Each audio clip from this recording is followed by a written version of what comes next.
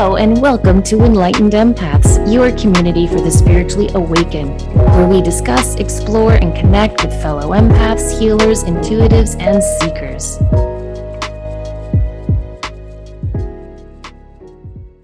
Hello and welcome to Enlightened Empaths.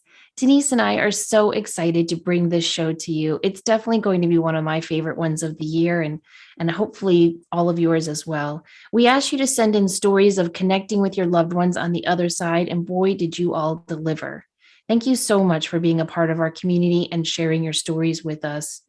We hope that as you go through the holiday season, especially if you're missing a loved one or just feeling a little lonely, that these stories will brighten your day and remind you that our loved ones are truly right beside us all the time. And this is the stuff that really touches my heart, because we all have this ability and connection with our people in spirit, our pets in spirit, our ancestors. And these stories are just a beautiful, beautiful tribute to that. I agree. Do you want me to read the first one? Sure. Okay. My beloved father passed away very unexpectedly in June of 2014. My dad and I were very close my entire life, and I'm so grateful for the special bond that we shared. I also have an older sister, and he absolutely adored both of us from the moment we were born until the day he passed away, and I know he still does too. When he died, my sister was in the midst of an especially difficult season of her life and had been keeping him at a distance, which was so confusing to him, but did not lessen his love for her one bit. I know that my sister has felt so much guilt for that because she never got the chance to really explain to him what was going on. A positive that has come out of this tragedy is that we have become so much closer since his passing by sharing our special memories of him with one another and celebrating his beautiful, loving spirit at every opportunity. My sister is also clairvoyant and has seen spirits off and on over the years, but she is not open to her abilities at all. She doesn't want to see things and doesn't like talking about anything spooky, as she calls it. Shortly after our dad passed away, she began receiving pennies in very unexpected ways and in odd places. She began to intuit that he was sending her these coins as signs that he still loves her and is supporting her from the spirit world. She'd never heard of pennies from heaven before, but I told her that these were definitely signs from Dad. I was so happy that she was getting the confirmation she needed to release any guilt that she had about not being able to explain to him why she was keeping him at a distance before he passed. She received penny after penny as she went through the challenging circumstances, and they always had significant dates on them to either her or Dad. The pennies also looked brand new despite how old they were. Although I was happy that my dad was sending my sister these signs of his love and support because I knew how badly she needed him, the human part of me started feeling a little neglected and even jealous at times. I tried so hard to push those feelings away, but in my weaker moments, I couldn't help but get anxious about why I wasn't getting any pennies from Dad. Was he disappointed in me or angry at me for something I'd done, I wondered? None of that made rational sense to me, but our minds can go down so many rabbit holes of negativity when we feel sad or anxious.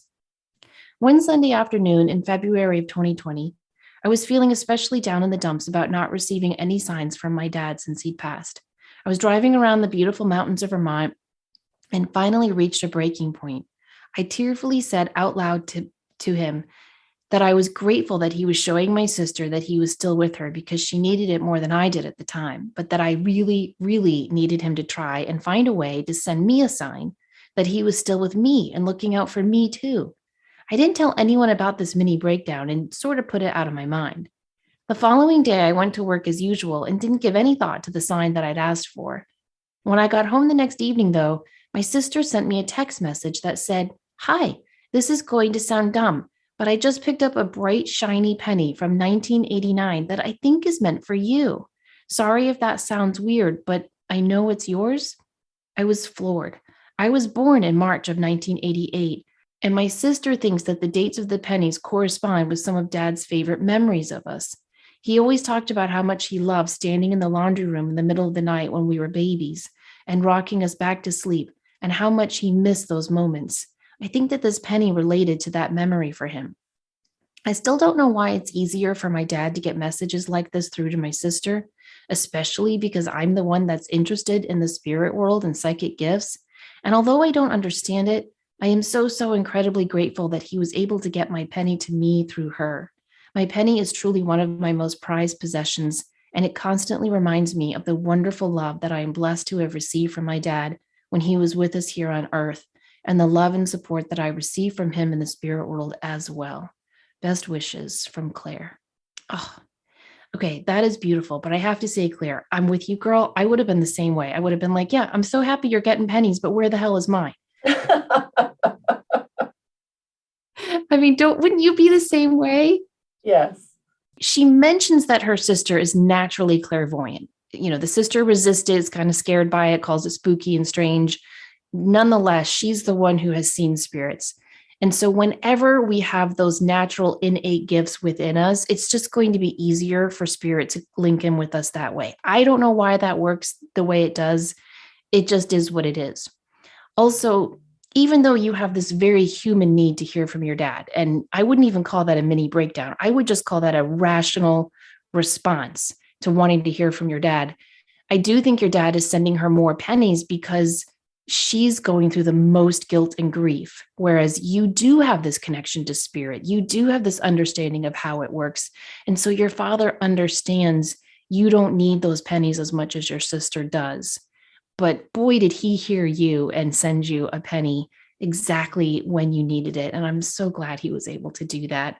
But I still hope you stumble across your very own penny very, very soon. Oh, that's lovely. And for the listeners, coins, Claire made a really good point. Check the date because it is usually significant for a birthday, an anniversary, a graduation, a precious memory. And it amazes me, even though you and I do this work all the time, doesn't it just fascinate you? How do they do that? How do they? I love it. I absolutely Yes. love it. Well, and the fact that they're all shiny new pennies, it makes me wonder. So, what I always say is that pennies, dimes, quarters, nickels are easy for spirit to drop in our path because metal is a conductor of energy. But because they're all brand new pennies they're finding with old dates on them, I wonder if there's like a little store in heaven and you can go, hey, I need a penny from 1989 that I can drop on this path of this woman in Vermont. And then you just take it and you hover a little cloud over Vermont and you drop it down. I don't know. I'm not in any rush to find out by going over, but but I do think it's fascinating. Our next story is my aunt or aunt, depending on where you live, passed away 11 years ago. Back then, everyone was talking about how she was showing up in their dreams when she originally passed away, and I felt upset because I didn't have that experience. She passed away due to suicide, and because I'm so sensitive, I was able to feel her emotions when she originally passed. She had regret and a lot of sadness. It left me with a lot of questions. I was only 14 at the time and had not noticed she was suffering emotionally. About 6 months after she passed, she finally came to me in a dream. We were at a park with her three kids. She let me know she was okay and said she wanted me to continue to help look after them. And then she said her time was up, gave me a hug, and left. I woke up with tears already coming out of my eyes. The most recent experience was with my other aunt who passed away last year on Labor Day. I started seeing her name at work, which was unusual. Then I started seeing people that looked like her. I had another experience when I was passing our old neighborhood one day, and I saw an old neighbor who was always sitting outside. That day, she was hanging out as she usually did. She came up to me, gave me a hug, and told me to go see her daughter. I didn't think anything. My mother told me that this neighbor lady had passed away 2 weeks prior to me even seeing her. We went to see her daughter, and her daughter was having a hard time after her mom's death. I realized she was trying to get someone to help her daughter. Even after she passed, she was taking care of her. And see, that's so beautiful because they will come through to for their own loved ones, and we can be a catalyst for that. The part that she lost both of her aunts, and the first one that she was a kid. She was 14 when that happened. That's a lot to handle. Yeah. Uh, and but the coming through with the dreams and I mean, you have a beautiful book coming out on this in the coming year on dreams and power of night work and everything else. And this is very much about how when we lower, when we're in that place where it's almost like we've lowered the drawbridge a little bit in our subconscious to let them come through. And we have those lucid dreams and connection with spirit. I know when I've dreamt about my loved ones in spirit, it is, I always want to go back into the dream. I want to spend just 5 more minutes with them. It's that real and vivid. I know. It's such a special gift. And the second story she shared, she must have been speaking to a spirit because she goes back to her childhood neighborhood and she sees this neighbor who says, please go check on my daughter, and then finds out that that older woman had been deceased for 2 weeks. Yes, That's mind blowing. I think that would be a life changing experience. I agree. But also that the magic of they'll find a way. And Yeah. and her point about seeing people that look like your person. Haven't you had that experience when a loved one is Yes. driving and you'll be driving in traffic and you'll see like their vehicle coming and see their face? I mean, it's them. You can Yeah. see them.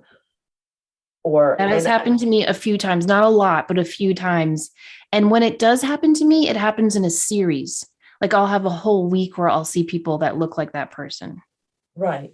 And I mean, we know like transfiguration when someone in spirit can come through as a visual on someone else's face. That's a mediumistic event, trait, characteristic, whatever word we want to put on that. But it's it catches your heart a little bit, and it always is like, oh my God, is that you? Like, did you really? I got that with my father, even though he was on the other coast, and I'd be in traffic, and I would see his truck coming, and of course, you cry because then you Right. realize it's not them, but again, it's a beautiful, beautiful validation that they're okay and that they're still around. Yes. And they're still wanting to help us. I love that. Okay. Our next one says, the first year after losing my husband of 30 years was difficult. He died shortly after his 59th birthday, far too soon. Most of the time, I felt like I was walking in a fog that first year. I couldn't remember much, but thankfully, I was guided by my therapist to keep a journal. Flipping through the pages and rereading it to find this story for you has helped me see how far I've traveled in 12 years.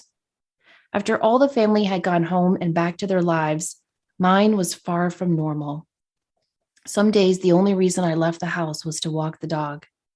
A little over a month had passed, and I felt like I had a reasonably good morning. I went to the gym, looked over some paperwork, and tried calling my HMO about my new copayment status since my husband had passed. Ooh, that's where you went wrong. That's not a fun morning. No. No, that phone call left me frustrated, sad, and tense. I laid down on my bed and began to sob. I cried so loudly my dog came in to check on me. She jumped on the bed briefly and then left without giving me much comfort. When the sobbing stopped, I got up and went to the kitchen to make a cup of tea. My pastor called to check on me and see how my week was going so far. I was able to let go of some of my frustration and calm down talking with him. The conversation ended, and I took my cup of tea outside to the bench swing to get some fresh air. I laid down on the swing, closed my eyes, and tried to relax.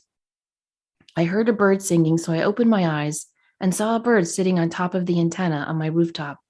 Just beyond the bird in the sky, a bit farther away, I noticed a red thing floating by. It turned out to be a red mylar balloon in the shape of a heart. I immediately knew it was a sign from my late husband sending me love just when I needed it. I believe he also prompted the dog and my pastor to check up on me and sent the bird to get my attention. When he was in the final days of hospice care, he told my daughters and me that the Lord had another job for him. And while we miss him, we know having him in our lives was a gift to us. Oh, that story. So that is such a beautiful reminder of those moments. I don't think there's anything more lonely than when you're just crying from the pit of your soul, from the bottom of your heart. And then you stop crying and you're like, well, I guess I'll make a cup of tea. Like that is such a lonely feeling, isn't it? It is. And then her pastor calls her, and then she sees this bird, and it causes her to look up, and she sees a red mylar balloon in the shape of a heart. I mean, what are the odds? There's too many coincidences in there.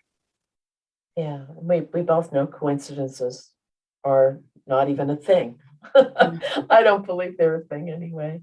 But I also feel like it sometimes when we're in that deepest grief and we get such a beautiful sign, it can be what helps us hold on to keep going. Yes, even if it's just for that day. I think when we're in the the pit of that grief, especially that first year, like she was talking about, sometimes it's not even day by day, it's minute by minute. I'm Very just much so. impressed that she was able to get up and go to the gym and do all those things. That's and walk her dog, and that's beautiful, because to lose someone at 59, that would just that would really anger me. I have a good friend who lost her husband when she was 62, and she was so angry because she said, I feel like I'm too young to spend the rest of my life alone, but I feel too old to start over again. Hmm. And she was like, and she just loved him and missed him. And she was like, but I don't want to be alone, but I don't want to move on. And oh, the anger that comes with that grief, along with the sadness, it's intense. But to think that her husband had the wherewithal to say to his family, God has another job for me. That's Hmm. that's a gift in and of itself, to have that perspective and attitude. What a wonderful man. Yes, I agree. It's a beautiful story. Um, Here's our next one. My mom and I always had a difficult relationship. Growing up, I felt as if my mother didn't love me, like she didn't care about me, and I was a neglected child in every way. I was a troubled teen when I got older, one who did bad stuff, and it wasn't noticed. I got away with a lot of things. She didn't care about report cards or helping me learn vital things as I grew up. She was absent. We also fought constantly, which grew into screaming matches, and we became distant as I got older. I harbored a lot of anger towards her. Because things had gotten so bad between us, we had a huge argument over the phone. I expressed a few things I probably didn't need to, and we didn't speak for the remainder of her life. It was Thanksgiving 2017, and my stepdad had my brother contact me when my mom was in the hospital, and they asked if my daughter and I would come as she was doing very poorly. We went and waited in the ICU waiting room. I didn't know what we had all expected would happen if we had a chance to speak again. But that didn't happen as my mother passed away right about the time we got to the hospital. But my daughter and I didn't know this. My stepdad took us back into a room, and I was incredibly shocked when I saw that my mom was gone, laying in a hospital bed. I cried away in a way that I had never had done before, making sounds I'd never made before. I found feelings that I wasn't aware I had. My stepdad asked us to go to the funeral, and the extended family was not happy to see me. It was difficult, but my stepdad and brother wanted me there, so I let it pass. I had realized that I didn't regret that we stopped speaking. We needed to go our separate ways. That was the only healthy thing for us to do. But I do feel bad about how it hurt my mom. She was very bitter and angry with me, and I think it caused her a lot of pain. On her birthday, 3 years later, I had a visitation dream from her.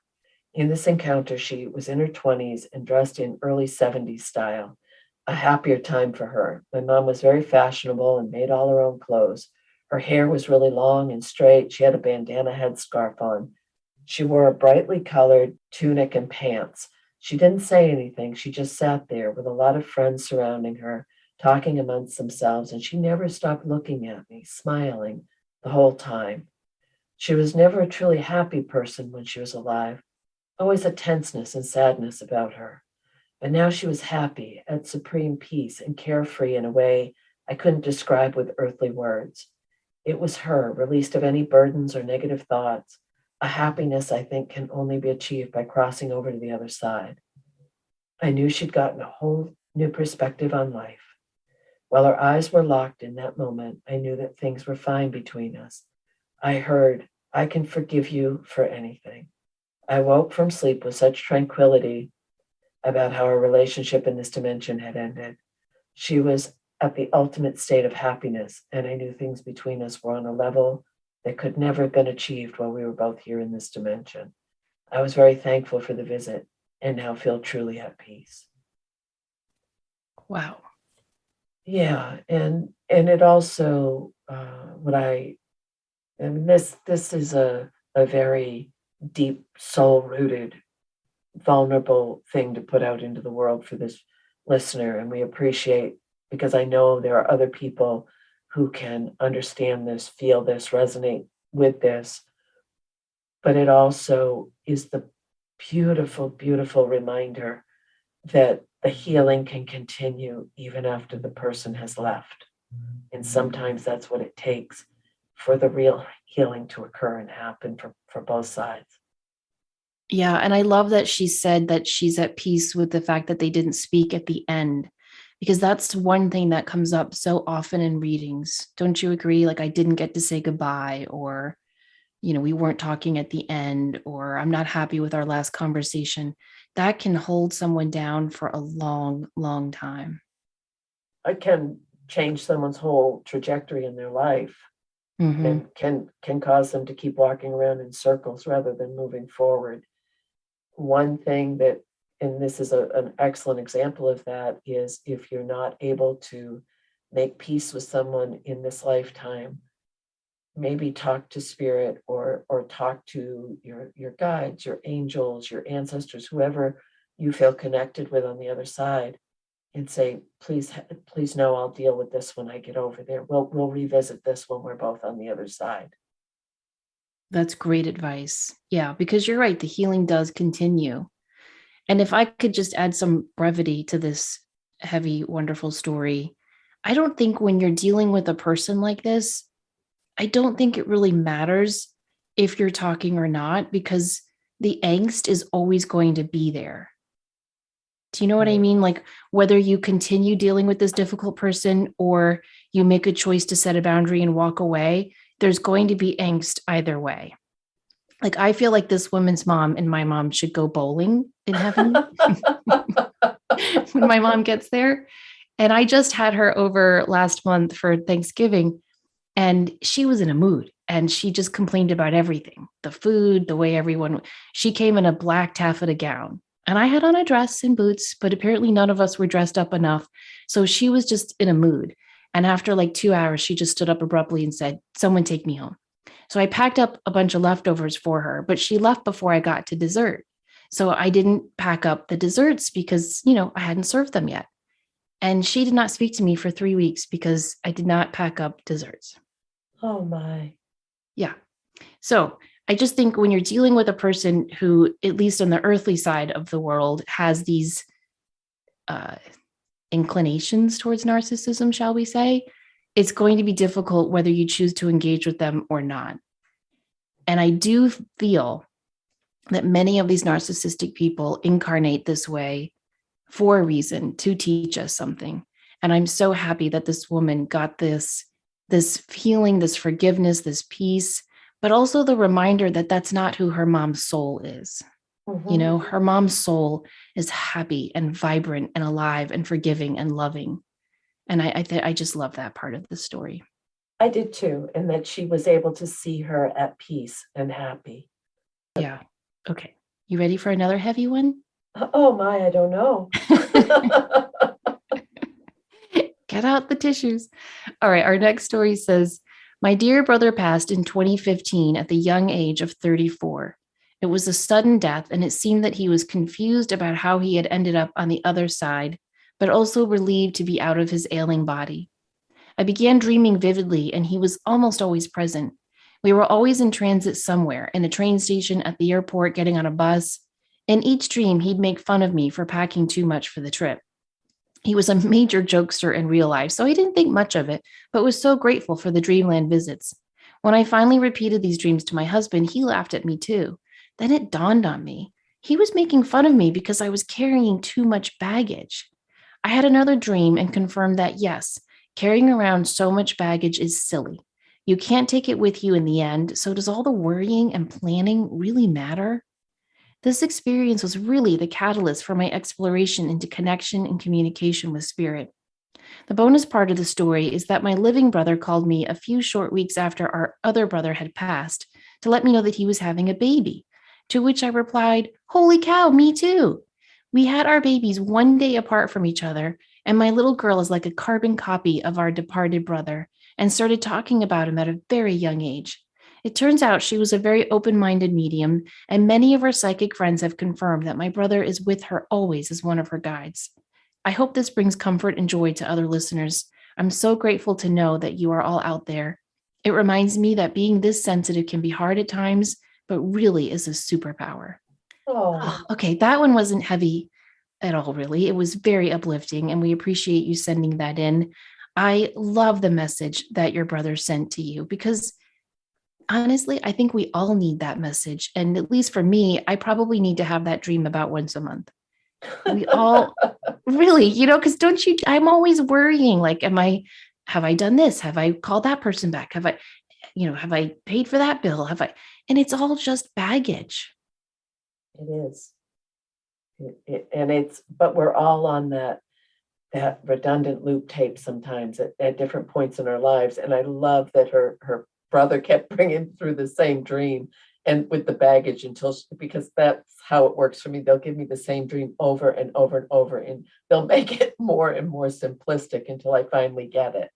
Yeah, And exactly. Oh, that's what you mean. I thought I needed to order some Smithsonite luggage or look into that away travel thing. Oh, it's a metaphor. I love that her brother and her had children at the same time. yes, That is so cool. And I'm just so happy for this little medium that she's raising, that she chose open minded parents who can support, love, and honor her abilities. That's awesome. I love seeing it. 100%. Oh, the brother lives on through this little person. I know. And is working as one of her guides. Mhm. Beautiful. Okay, our next one.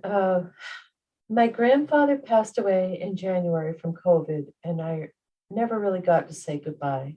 He was in Arizona, and I'm in New York. Although the nurses were wonderful and would FaceTime families, my grandfather didn't want my sister or me to see him that way. He was the type of man that would never show weakness. Because COVID was affecting his lungs, it was very hard for him to breathe, and phone calls were difficult for him. He didn't want us to hear him like that either. So I would text him, and when he had some strength, he would text back. I was his first grandchild, and we had an incredibly close bond. We're very similar, and although he would never speak about it, I know he was an intuitive. As a kid, I remember him always carrying around a lucky rock in his pocket. I know it was hematite. He would also rest for 30 minutes every afternoon. I once asked my grandma where he was, and the response was, Papa's meditating. He does it every afternoon. My intention was to ask him to choose a sign that he could show me once he got to the other side. Unfortunately, we were never able to have that conversation. Once he crossed over, I decided I would choose a sign for him, and I had a conversation with him about ways to show me that he was okay. I told him our sign would be a cane. He had bad knees, and when I was probably about 9, he had a few knee surgeries and had to use a cane. Because he could never appear weak, he decided that the cane was really to be used, and I quote, to steal old ladies' pocketbooks in parking lots. He would then have my grandma walk around in the living room with a bag and have me practice running by and snatching it with the end of his cane. Needless to say, it always made me laugh, and I figured it would be perfect and unique. I also told him that he had 1 month to come and visit me, and he could do it in a dream. I told my parents about the cane, and within a day, my mom called me to tell me she was watching a Hallmark movie and a girl in her early 30s that looked just like me walked with a cane as some sort of joke in the movie. This may be too much of a coincidence, but it made me smile. About 2 weeks after he passed, I was in a very light sleep, and he flashed into my mind really quickly with a dog. My brain recognized him immediately, and I got so excited, I was instantly taken out of it. This happens to me all the time in meditation. I get so excited when someone comes through that I can't stay in that state. It's very frustrating. I woke up and I told him, You did it. I know it was you. Try to come back and I'll be ready this time. About 3 weeks after that, I was having a dream that I was in a bar with a friend in a different state. The actual bar was then plopped into the middle of my dining room with all the people still around it. And out of the corner of my eye, I could see Papa sitting in the corner of the room petting my dog, Jasper. He was a pandemic puppy, and they never got a chance to meet, but I would always send Papa pictures of Jasper because I knew he would love him. In a way, this alone was very validating for me and made me happy. Eventually, a voice spoke that no one in the dream could hear except me. It was like everything else fell into the background, and it was just us in my dining room. It was a male voice, and it said, "Do you see who's here?" I said, "Yes, but everyone can see him, right?" The voice said, "No, he's just here for you." I remember running over to him and giving him a big hug and telling him that I loved him and that I was so happy to see him. The voice then said, "He's not ready to talk or be there yet, but he didn't want to let me down." Then I woke up. I was never able to see who was speaking, but I think it was a spirit guide, mine or his, I don't know, helping to walk me through the dream so I could stay in it and see Papa. I love that the guide said he's not ready yet, but he didn't want to let you down. I can just picture my Papa nagging someone saying, "She gave me 4 weeks and it's been 5. I don't care that I'm not ready. We're doing this." I've been doing a yearly reading in the spring around my birthday. Oh, with Denise. The last few years, and this year she was able to connect with him and validate that he's seen our new house and our dog and would be attending our wedding this past September. I know he's all good, but these validations from him make me smile. I love this story. I do too. And the joy of, choosing that sign of a cane when they used to play. And isn't that a fun grandfather? Here, Yes, I want him practice to be grabbing. my, yeah, steal ladies' purses. Yes. And then he would have her practice how to do it.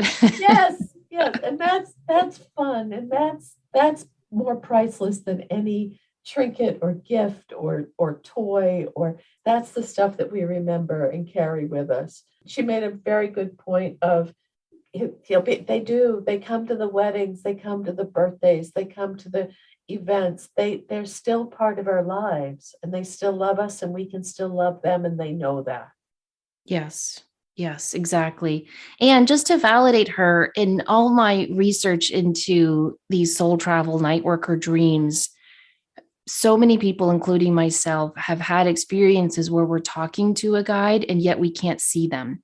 And so that's very, very common and is usually indicative of a soul visit.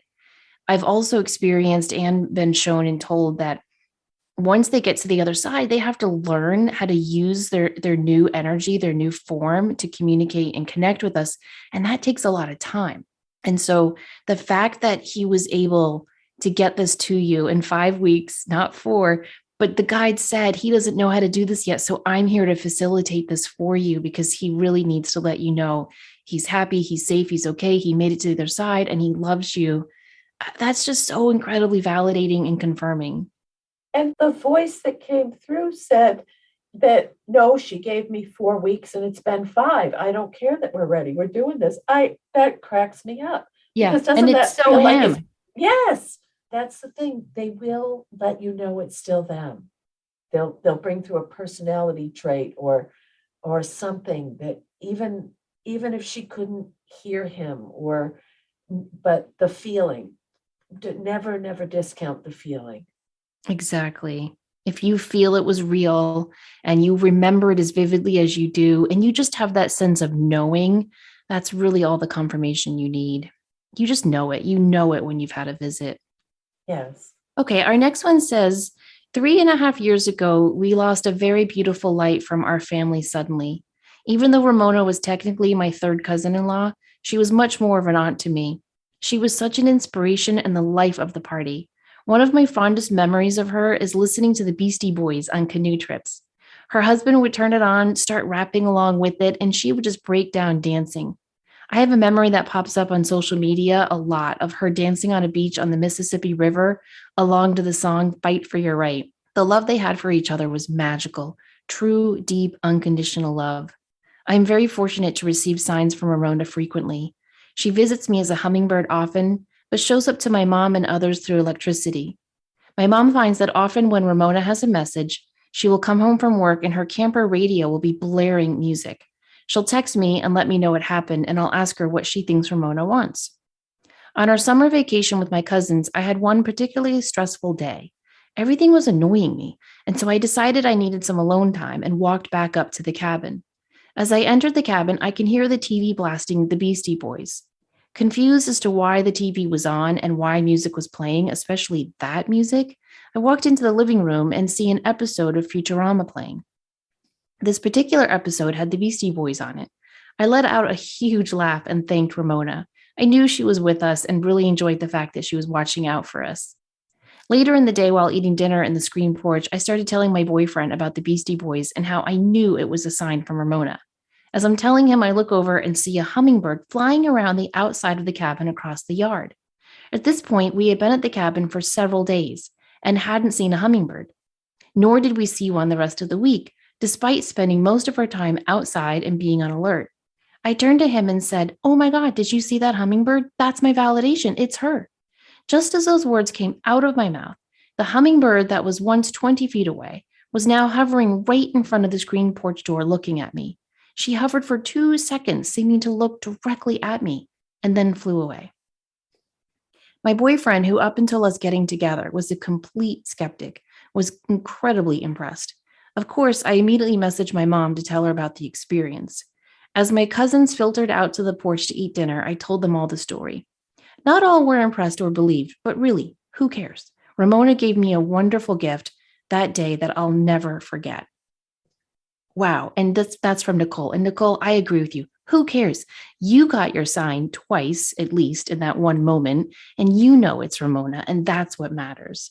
And I have to add to your story, Nicole, because I read it, I copied it, and I put it into our little Word document so I could save these stories for this show. And then I had to get in the car and run to an appointment. And so I'm just driving, I have the radio on, and I'm just thinking about these wonderful stories you guys had sent in. And I love the Beastie Boys. And I was just thinking, like, gosh, what if that's my sign to my girls and they hear fight for your right to party? And I'm just kind of laughing. And all of a sudden, a song from the Beastie Boys comes on my radio. And I have to tell you, where I live, I don't know what the DJ's contract says, but they literally only play top 40 music from like the last 10 years. And it was, I think it was Stamina by the Beastie Boys. It was a song that they normally wouldn't play anyway. Isn't that weird? Oh, I love that though. I just see and music and there's that comes through so often of favorite songs or music or favorite band or and that's a heartfelt connection. But I Yes. love that you got the sign as well. I mean, I don't know if it was Ramona or not, but I listen to the radio a lot when I'm just running quick errands, and I know what the radio stations here play. We have no really great stations here, no offense, but they just don't play a lot of, it's just new stuff. It's a lot of Taylor Swift and um, Levitate is really all you can hear on our radio station. So to hear an old, fairly, not super popular Beastie Boys song, just as I was thinking of Nicole's story, I just thought, what are the odds of that? So I just wanted to add that in. And It's very fun. It's very, very fun. yeah, I love that. And I love that she's open to it. And the more we are open to receiving and recognizing these signs and saying thank you, the more they can bring them through, which is also really good to know. Mm-hmm. I agree. Okay.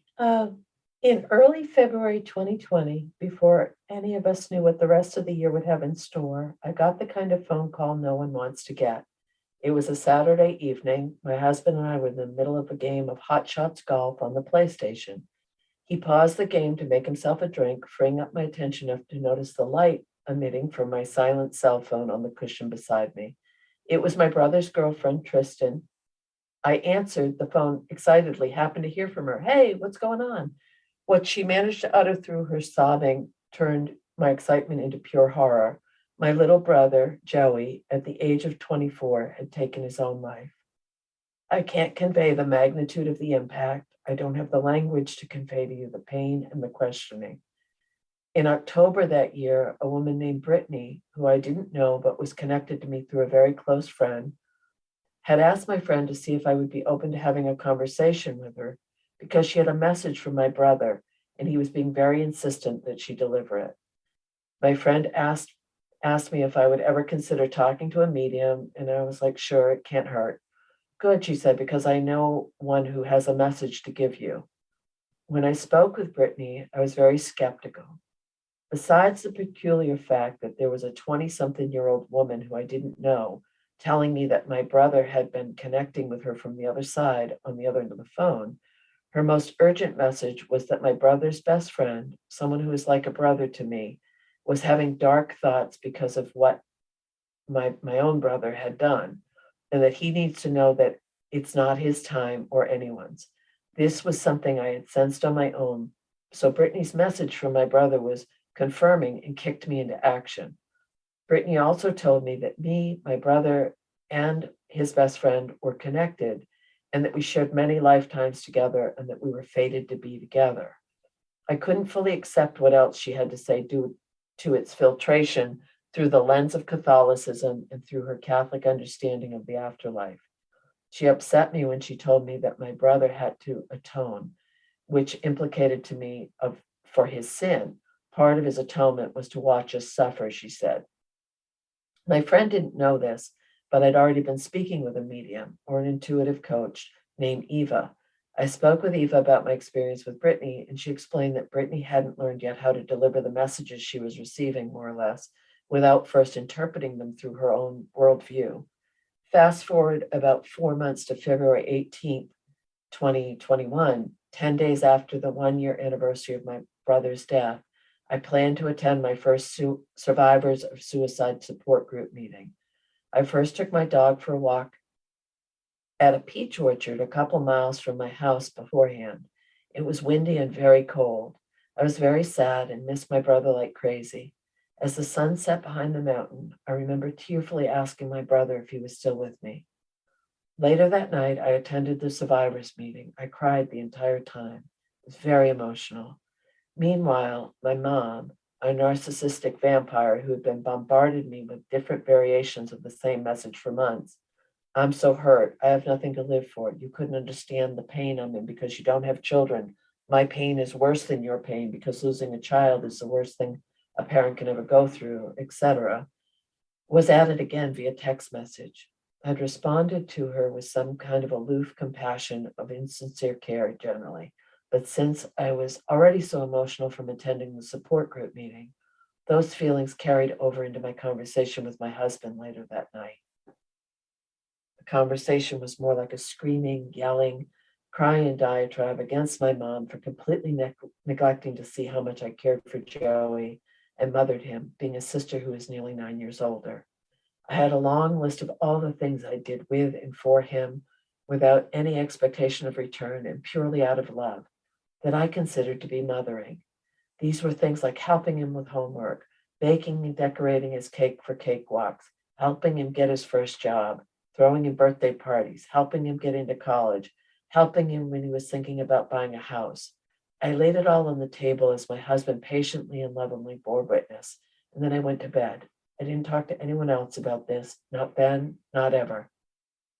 The next night, my husband and I were in the kitchen, hanging out and making dinner when I got a call from Brittany Medium, which is how I'd saved her number in my phone. I'd seen her here and there throughout my connection with Olivia over the months, but I hadn't talked to her about Joey.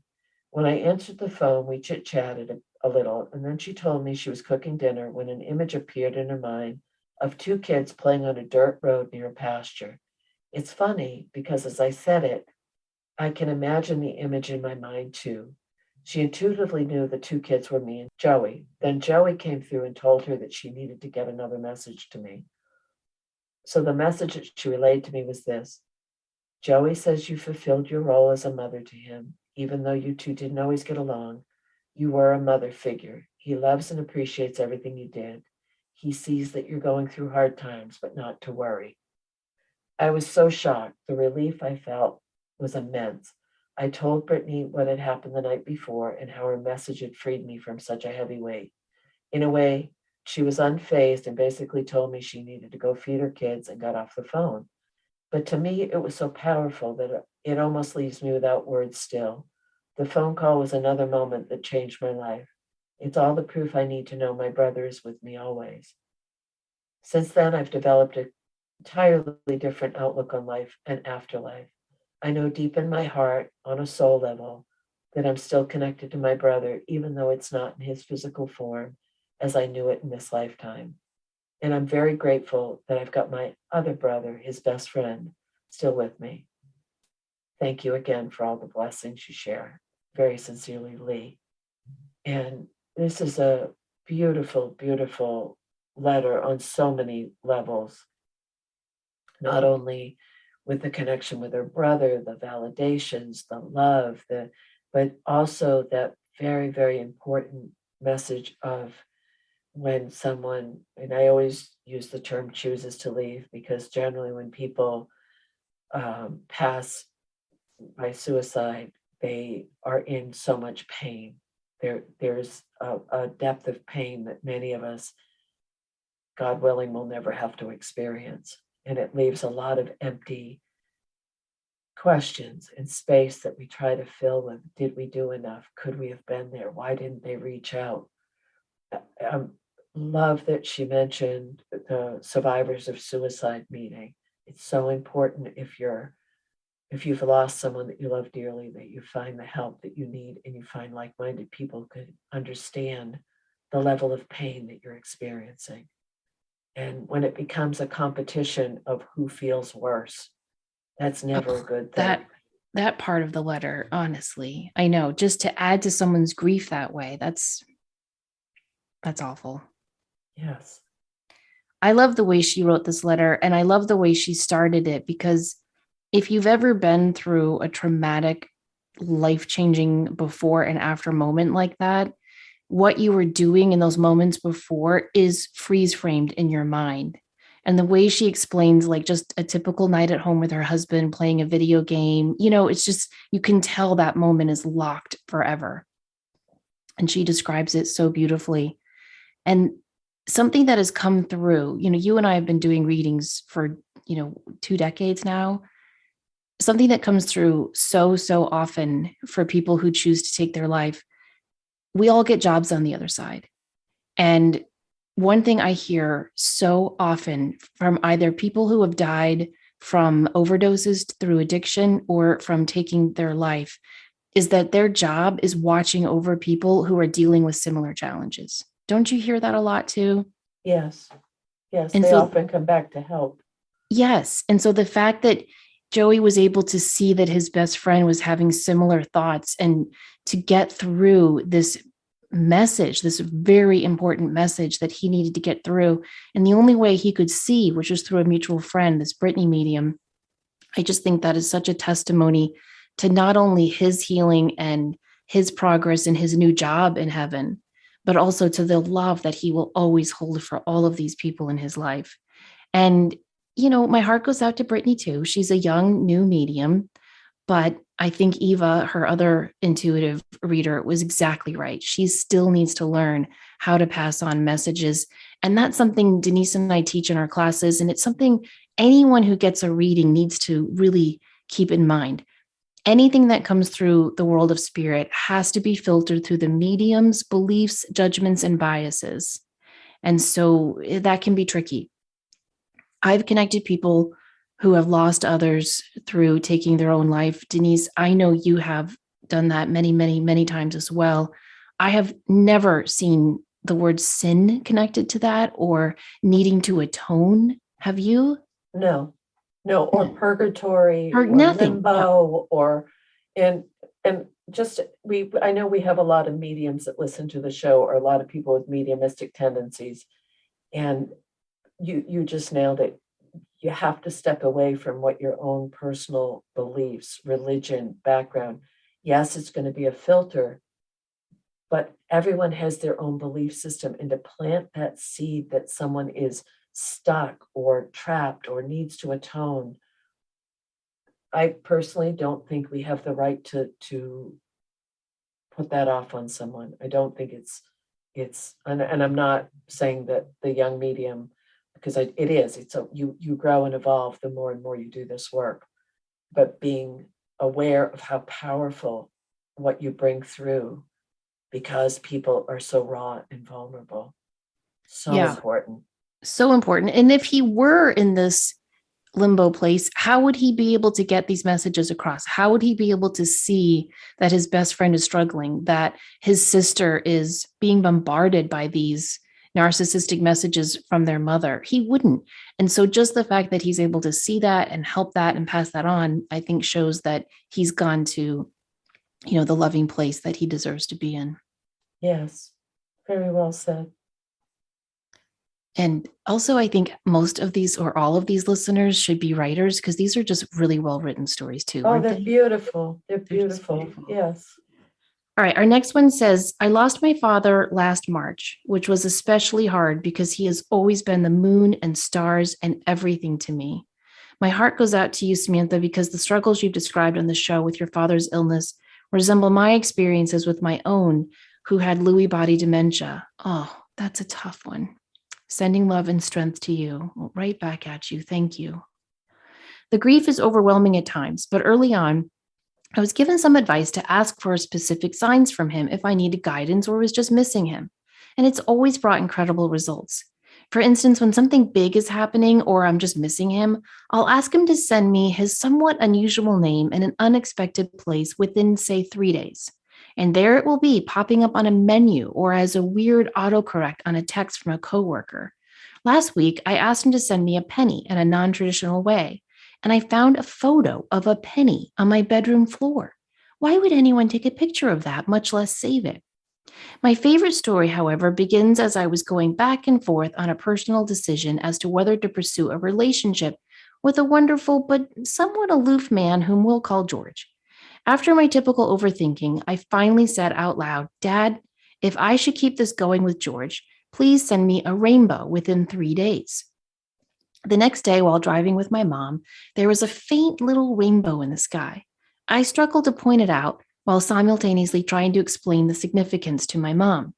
She eventually saw it, though the distraction resulted in her missing a turn that we literally take every day. She ended up turning into a construction shop with a long driveway we'd never noticed. We look up, and there is a massive billboard sign that says George on it, a sign we never would have been able to see from the road concealed by the trees. I guess the answer couldn't have been clear. Thanks, Dad. These nods are certainly not the same as having him around, and I miss him every day. But it does help feel closer to him and shows me that there is more to this world than we can see if we pay attention and do our work on the other end. Thank you for all you do to help the collective. Ugh. Okay, that is such a great story because not only does it show that the love continues and that you can ask your loved ones in heaven for help with decisions, small ones and big ones, like should I keep dating this guy? It also, the way she asks for the signs is exactly how you're supposed to. You're supposed to name a specific sign, give it some parameters, like she asked for a penny, but then she asked to see it in an unusual way. And then she always gives a timeline on it within 3 days. That's so important because something we've been told a lot is that time on the other side is different than time here. So when you give them your timeline, it helps them to get it to us in that, specific time that we need to hear from them. The mother knew that road like the back of her hand and missed the turn. And then they go up this driveway that they didn't even know was there. And there's a huge billboard that says George. That's fantastic. I know. What are the odds? I mean, that just doesn't happen, So it's just so confirming and affirming. And I know I've said that so many times in this time together, but really, don't you get to that point? Like, I feel so overwhelmed by emotion right now that words just fail me. Yes. Yes. That's a beautiful way to put it. And, she's right that it's not the same as having them around. It's not the same as getting to hug them or just see the crinkles around their eyes when they smile or feel their warm hand in your own. Of course, it's not the same, but it is what we have. And it does help us to get through and to remember that there is another life after this one and that our loved ones are healthy and well and thriving on the other side. And she's right. When we do our part, like we have to ask for the signs, we have to be open for the signs, we have to set the parameters for the signs. So we have work to do here as well. We can't just expect them to figure out some amazing sign to give us or just show up at the foot of our bed. I mean, I know that's happened to some people, but It doesn't happen for the average person. So we have to do our work here. And the more we do that, the more we communicate and connect with them, the more easy it is for them to come through to us that way. And I think that's a really important reminder. And if you're listening to this and you're like, well, this isn't very cool. I haven't heard from my person on the other side. This makes me feel sad. Are they mad at me? Are they not there? Don't worry. It takes everyone is on a different timeline. One of my good friends, her grandmother, she was very, very close to her grandmother. She passed away. It took her, I think, 4 or 5 years to come through with a sign. Now she had spent, oh gosh, like 12 years with Alzheimer's. And I don't mean like the beginning stages. I mean like, Oh, where you're being fed. I mean, a long, right. long time in a nursing home. And so when she passed, she had to go to a nursing home on the other side. And when she brought through that message, it was so interesting because you see that again and again and again in one of my favorite books, Testimony of Light by Helen Greaves. The woman friend that she's connecting with on the other side tells Helen that she's working at a care home on the other side for the newly deceased. And they just fill them and surround them with love and light so that they can heal and shed all the burdens of the earthly realm. And so for some people, it can take time to come through. And then for others of us, our grief or our disbelief, like, there's nothing after we die, it's just lights out. Those two things put up barriers. So if you're listening to this or you know someone who's waiting for a sign, tell them to give their loved one permission to get that sign to someone else. Sometimes that's another great way to get that sign is say, give it to someone else to pass on to me. If you can't get it, if I'm putting up some type of barrier that I'm not aware of, then give that sign to a friend of ours, a neighbor, another family member who can pass it on. And if anyone's interested, if you sign up for my newsletter, it will pop you back the top 25 signs from spirit. And these are from so many mediums that I've talked to, from experiences with people. It's just a little printout that you can have that will show you that they'll come through with electricity, they'll come in dreams, they'll come through with nature. And they're just the top 25 signs. So if you're interested in that, you can go to my website, thegratefulmessenger.com, and sign up for my newsletter, and it'll pop it right back to you. Oh, that's perfect. And that will be so helpful. It's nice to have a printout of that and look at all the different ways you can connect and communicate with your loved one. Especially if you're wondering, am I making this up in my head, or is that really a sign? Yeah. I think it's okay. And I know some people disagree with this, but if you get a sign and you're like, I don't know, was that my sign? I think it's okay to keep asking. What do you Oh, think? I agree 100%. Yes. Yeah, I don't Yes. think we're bugging them. No, not at all. No. We're the ones held by the constraints of time and physicality, right? Exactly. Exactly. So again, if you want to get that printout, go to thegratefulmessenger.com.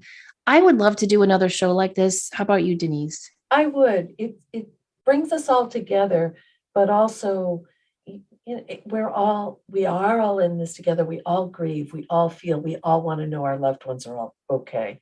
And that's the whole premise of this show, is to realize each one of us want this validation from our loved ones in spirit, however it comes through. I would love to do this again. So if you are listening to this and you're thinking, oh, I should have sent a story in, well, please do so. You can email us at enlightenedempaths@gmail.com and just put spirit validation story in the subject heading. So we'll be sure to see it. And we will try to compile enough to do this again. We hope you guys have enjoyed these stories as much as we have. And we hope that your holiday season continues to be bright, beautiful, and filled with magical connections with your loved ones on the other side.